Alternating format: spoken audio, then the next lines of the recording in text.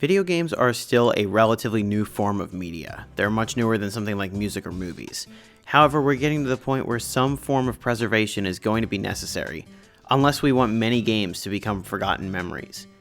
I sure don't want that, and I'm guessing you don't either. However, with no clear definitions or regulation, it's hard to truly say what game preservation really means.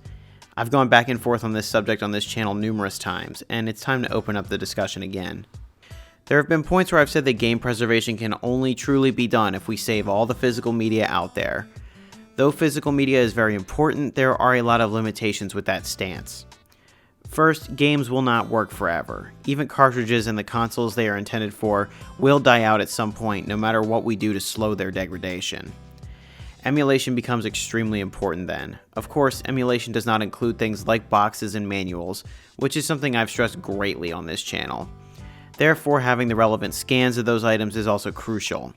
Sure, it's not the same as holding the real deal, but that brings me to my next point. Retro gaming prices really shot up over the last 15 years or so.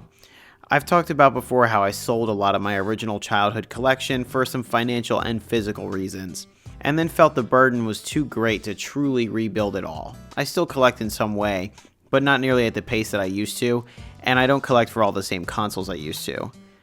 Ultimately, I cannot justify giving in and paying $400 for Earthbound just out of the good graces of preservation. At that point, I'm being taken advantage of. Again, emulation is key here for younger generations to experience the game for the first time, and for anyone who can't just throw down $400 for a single game that also requires a specific console to play it.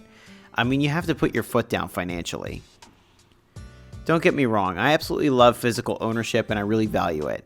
I cannot stand the way that big companies are trying to push us away from physical ownership by forcing us to pay for subscription models instead of going and buying physical games anymore.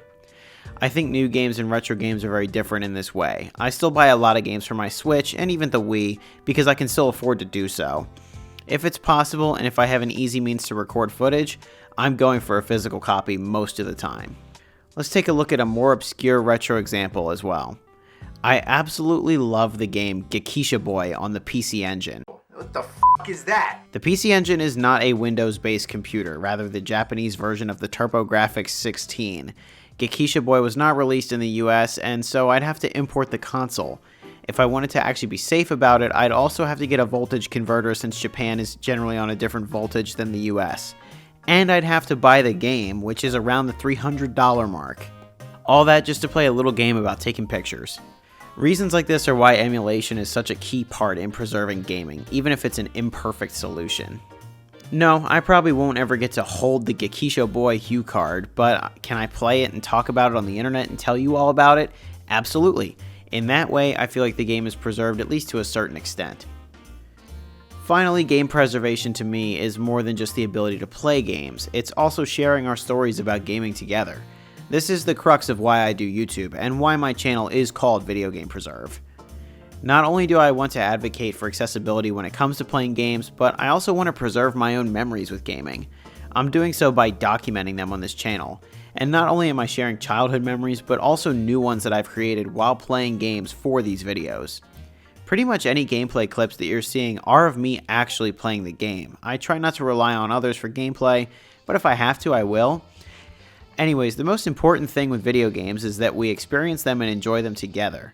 The passion is what will keep the hobby alive forever. So in summary, these are my three core pillars of game preservation: the physical media, the accessibility, and the experiences.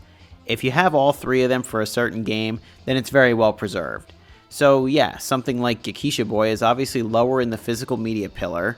I cannot locate any translation ROMs of the game, though it isn't particularly necessary. The game doesn't have a whole lot of text. And I personally have only played the game as of this year, so it isn't very well preserved, at least in my world, yet. Something like Mega Man X, though, is extremely well preserved. There's many ways to play the game, the physical game is relatively affordable, and there are a ton of copies of it. And myself and many others have tons of stories and experiences to share about Mega Man X. Moving forward with this channel, I would love to break down these three pillars of preservation for each subsequent review. I know in the past I have assessed the overall historical risk, but there was a lot less method to that than this, which is why I stopped doing those segments. It was kind of just guesswork, honestly. So how would you describe game preservation? Do you agree with my 3 pillars method? Let me know in the comments below, and as always, thanks for watching.